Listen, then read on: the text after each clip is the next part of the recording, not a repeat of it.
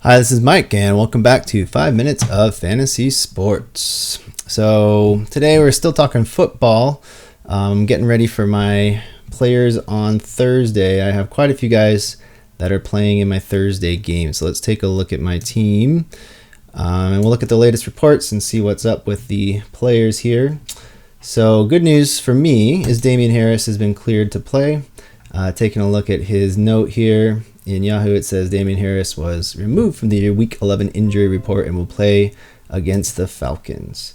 So that's good news. I also picked up off waivers Kendrick Bourne. The reason I did that is because I have a feeling that Atlanta is probably going to give up a lot of points here.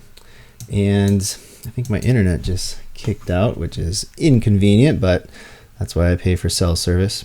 So let me take a look here at... no, it says it's still good.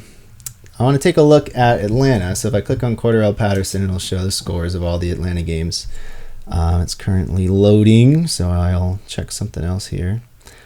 But basically what I want to see is how many points does Atlanta give up? And once I figure that out, I want to kind of, estimate to see whether or not there's a chance that New England's going to score a lot of points.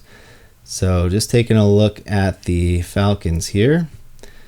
Let me do it on my phone. Sorry for the delay here, but their schedule, let's see. So they gave up 32 points in week 1, 48 points, 14 points, 34, 20, 28, only 19, 25, and 43 last week. So they do have a history of giving up quite a few points. The teams that scored the most against them, well, last week was a blowout by Dallas, so it's a short week, so I would assume that they're probably going to give up a lot of points too. So the reason I picked him up is because I have two questionables. Cordarelle Patterson and Antonio Brown are still questionable, so I had to figure out how to get a backup receiver. But the tricky thing is that I have a lot of players on the Thursday night game. So Kendrick Bourne plays Thursday night, Damian Harris plays Thursday night, and Cordarelle Patterson on the Falcons plays Thursday night as well. So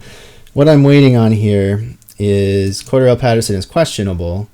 It's looking like he practiced today. It says he's going to be a game time decision. If he is going to be a game time decision, I'll probably switch out Kendrick Bourne for Cordarelle Patterson. If not, I'll try to slide him in there.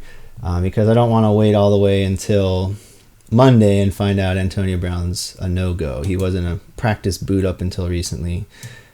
So that's not very encouraging, I guess you could say. So that's my kind of dilemma here. I could always get rid of Adam Thielen, who hasn't been doing great, put him on the bench and start Antonio Brown, but still, I won't find out. So the biggest thing you want to avoid, and I guess this is this episode's tip, avoid a DNP on your lineup at all costs. All right, you don't want any player who's not going to play.